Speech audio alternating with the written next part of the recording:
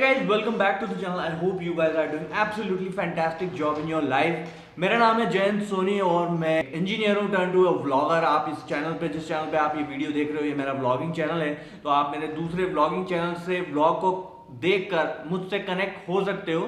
तो गाइज आज जो टॉपिक मिला है हमको उस पर आज हम लोग कुछ डिस्कशन करेंगे क्योंकि वो बहुत इंपॉर्टेंट टॉकिंग है। वो है जनरल बैंकिंग के बारे में अवेयरनेस। तो उसके बारे में आज हम कुछ आपको डिटेल देने वाले हैं। जनरल बैंकिंग बहुत इजी होता है, बट उससे पहले हमको ये समझना होगा कि ये बैंकिंग सिस्टम जो होता है वो कनेक्ट कहाँ से होता है, एक्चुअल में इसकी जड़ कौन सी है, उससे हम लोग स्टार्ट करेंगे। तो गाइस सबसे पहले हम लोग बात करेंगे आरबीआई की। आरबीआई की बात करेंगे हम लोग नॉर्मल बैंक्स की, और बैंक के बाद हम लोग बात करेंगे कि बैंक के एक स्टाफ में कौन कौन सी चीजें होती हैं जो आपको, हमको या आम इंसान को जाके उनसे कम्युनिकेट करना पड़ता है और हमारे कामों को आगे करने में जो बैंकिंग सिस्टम है वो मदद करता है। तो भाई सबसे पहले तो हम लोग समझते हैं कि आरबीआई किस तरीके से फॉर्म हुई इंडिया में और उसमें क्या क्या उसके रूल्स और रेगुलेशन है अदर बैंक के लिए। आरबीआई जो होती है ना वो गॉडफादर होती है सारी बैंकों की, मतलब जितने भी सारे लेन देन होते हैं, मेजरली लेन देन होते हैं बैंकों के, सिर्फ बैंकों के। ये पॉइंट ध्यान रखना हमेशा, आरबीआई से जो लेन देन होता है वो बैंकों का होता है और बैंकों से जो हमारा लेन देन होता है वो अलग होता है वो सिस्टम, ठीक है। तो उसमें रेपो रेट और रिजर्व रेपो रेट दर होती है।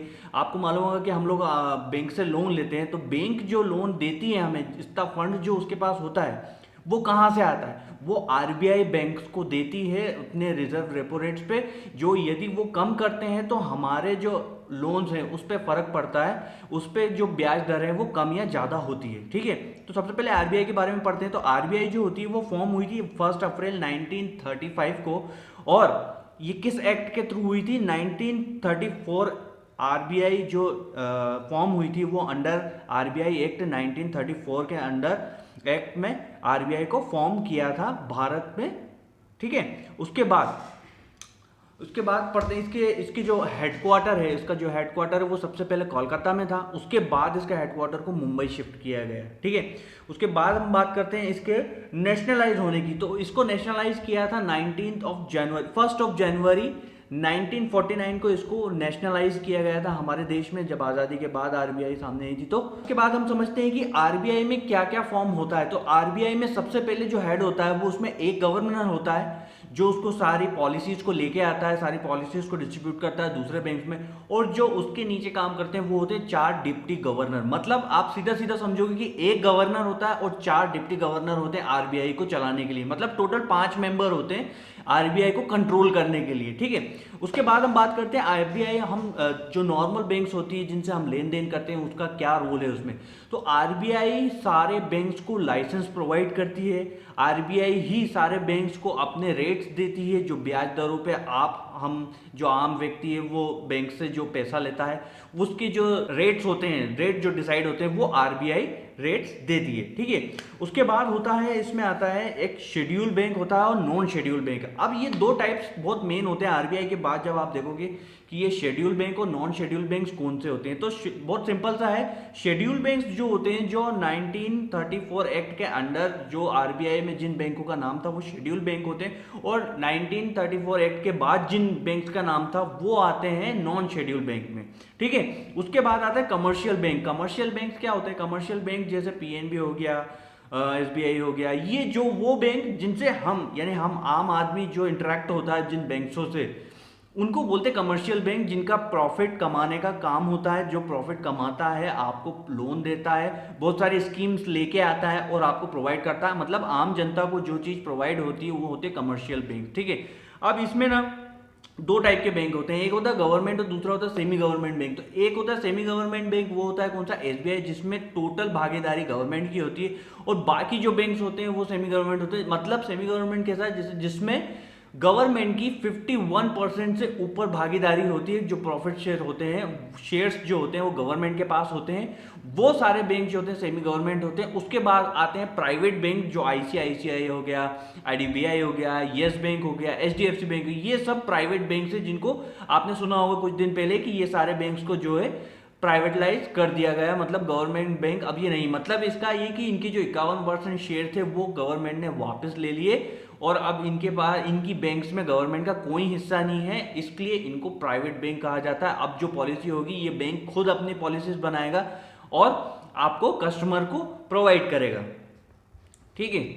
तो ये बात हो गई हमारी ऊपरी ऊपरी तौर पे आरबीआई के बारे में। आरबीआई का जो मेन काम होता है वो मैंने आपको बताया। उसके बाद आते हैं जो बैंक्स क्या करते हैं, हम आपके लिए बैंक के स्टाफ में कौन होता है हम आपको हेल्प करने के लिए, तो उसके बारे में मैं अब आपको बताता हूँ। मैं आपको बताता हूं कि जो बैंक की एक नॉर्मल ब्रांचेस होती है उसमें क्या क्या कौन कौन से ऑफिसर्स बैठे रहते हैं आपकी हेल्प करने के लिए और क्या क्या काम आप वहां करवा सकते हो, ठीक है। तो एक ब्रांच में यदि आप जाते हो तो वहां सबसे पहले तो सब स्टाफ होता है, जिसमें एक बंदा होता है जो सारे जितने भी वहां अंदर जो सर्विस में जितने भी सारे अधिकारी वगैरह अंदर बैठे होते हैं उनके लिए सारे फाइल्स वगैरह लाने का काम करता है। उसके बाद आता है हमारा क्लर्क, जो कि आपके पैसे को जमा करता है, जो आपके कैश काउंटर पे बैठा होता है वो कैश काउंटर पे आपके पैसे को जमा करता है आपके अकाउंट में। एक्चुअली दो क्लर्क होते हैं वहां पर, एक होता है जो कैश काउंटर पे बैठता है और एक होता है जो हॉल को संभालता है, मतलब आप जिनके पास डायरेक्टली इंटरेक्ट होते हो वो लोग जो होते हैं वो क्लर्क होते हैं, राइट। जो आपकी प्रॉब्लम्स को सुनते हैं, आपकी प्रॉब्लम को सॉल्व करते हैं, आपके पेमेंट को जमा करते हैं, आपके पेमेंट के अकाउंट के बारे में जो डिटेल बताते हैं वो सब वहां पे जो आपके फ्रंट सीट पे या फ्रंट रो में बैंक में बैठते हैं वो सब क्लर्क होते हैं, ठीक है।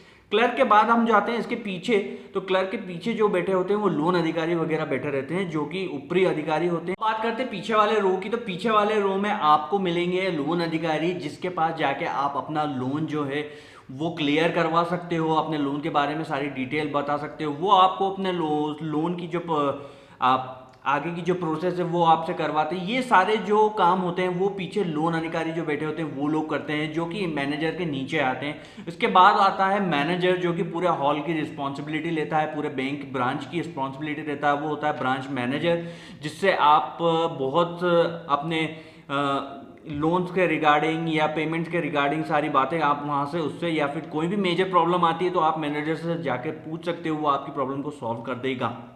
तो गाइज ये था मेरा एक छोटा सा वीडियो आपको बैंकिंग सिस्टम के बारे में अवेयर कराने के लिए। आपको आई होप आपको ये वीडियो पसंद आया होगा या फिर कुछ नॉलेज बात आपको पसंद आई होगी इसमें, तो प्लीज़ लाइक शेयर कमेंट जरूर कर देना और ज़्यादा से ज़्यादा शेयर करना। और मेरा नाम आपको फिर से मैं बता देता हूँ, मेरा नाम है Jayant Soni, I am an engineer turn to a vlogger. मेरा जो चैनल जिस पे आप ये वीडियो देख रहे हैं उसमें बहुत सारे व्लॉगिंग के वीडियोस डले हुए हैं, आप वहाँ पे जाकर मुझसे कनेक्ट कर सकते हो, मेरी लाइफ से कनेक्ट कर सकते हो। और यदि आपको अच्छा लगता है तो आप लाइक शेयर सब्सक्राइब कर सकते हो और ज़्यादा से ज़्यादा शेयर करने की कोशिश करें। यदि आप सब्सक्राइब करते हो ना तो बेल आइकन जरूर दबाना, ताकि जब भी मैं नया वीडियो डालूं, वैसे तो मैं रोज ही डालता हूं बट बीच में यदि गैप हो जाता है या फिर शेड्यूल ऊपर नीचे हो जाता है तो आप मेरे व्लॉग्स को तभी देख सकते हो जब आपके पास नोटिफिकेशन आए। और वो आपको कब मिलेगा, जब आप सब्सक्राइब करने के बाद बेल आइकन दबाओगे तो आपको नोटिफिकेशन तुरंत मिल जाएगा जब भी मैं अपना वीडियो डालूंगा। And thank you so much, यदि आपने यहाँ तक मेरा वीडियो देखा है तो आप ऐसे सपोर्ट करते रहिए। थैंक यू सो मच, मिलते हैं नेक्स्ट वीडियो में या नेक्स्ट व्लॉग में।